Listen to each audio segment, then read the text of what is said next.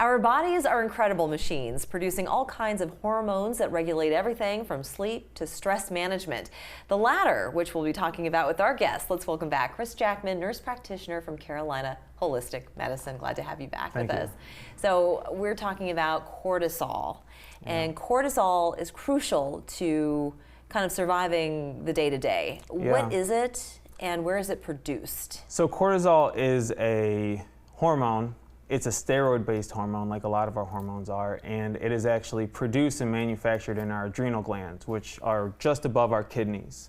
And then we have our pituitary gland in our brain, which sends signals to our adrenal glands telling us how much we need, when we need it, and kind of regulates it. That's amazing. It is. And there are some people that are born with, I assume they're born with the extremes. Yes. Either none or very little or too much. Correct. So what are we looking on those ends of the spectrum?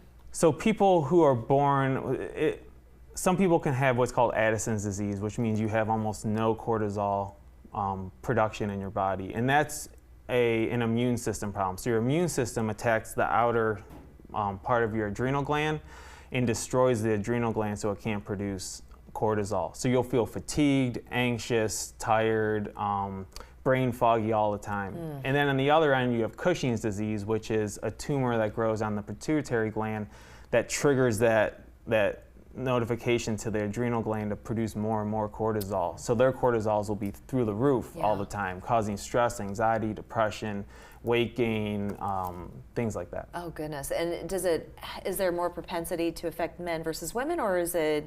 I would say whenever you're talking about hormones, you unfortunately women. go to women. Yeah, that's just the cards you guys got dealt, unfortunately. Yeah, oh, that's too bad. Yeah. And for those who have sort of the average cortisol level in their system, how do they maintain it? Right. So there are instances where our cortisol can go up and down, but where do we kind of keep it at that? Yeah, so it's baseline? Important to have cortisol, because if we get stressed, if we have a stressful situation, our pituitary tells our adrenal gland to give us more cortisol so we can deal with that stress. So if your stress level goes up, you want your cortisol to go up to meet it.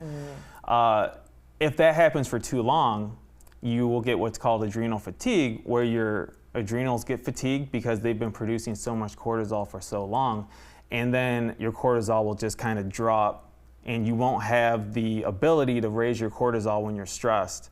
So you'll hear a lot of women, especially, say, "My husband always says I make a big deal out of nothing." Oh, we're going to blame the cortisol, are we? And I always tell him it's your cortisol. It's not you. It's not your fault. It's your cortisol. Maybe it is him. Come on now. Yeah. Well, spoken like a true man. No, I play both sides of the court. Okay. So I have lots of girls in my life, and so I see both sides. I gotcha. Okay. Is there a good way though to introduce certain foods or vitamins into your system to have that healthy baseline? Yeah, so if you're stressed, you can take things to help lower your cortisol. One actually really good thing you can take, studies have shown, dark chocolate is actually very good for reducing cortisol levels. No arguments here, so okay. Dark chocolate's one. You can take things like adaptogens, ashwagandha, rhodiola. Those are supplements that if your levels are high, it'll bring them down. If they're low, they'll bring them up.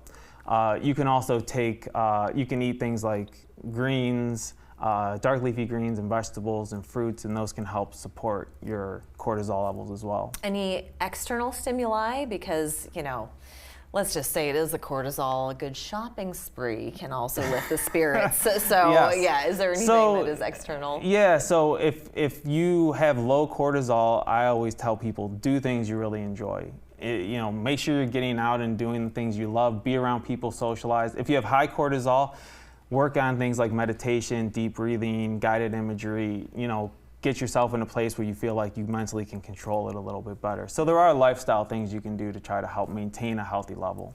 And going back to those extremes, is there treatment for either? Yeah, so for Addison's disease, the treatment is bioidentical cortisol, which is called hydrocortisone. Okay. Again, it's a steroid-based steroid-based hormone, so it's a steroid-based medication. Okay.